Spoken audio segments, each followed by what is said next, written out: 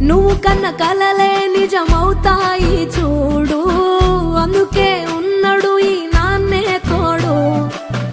దశరథ మహారాజే నాన్నై పుట్టాడు, నువ్వు రాముడంత ఎదగరనేడు.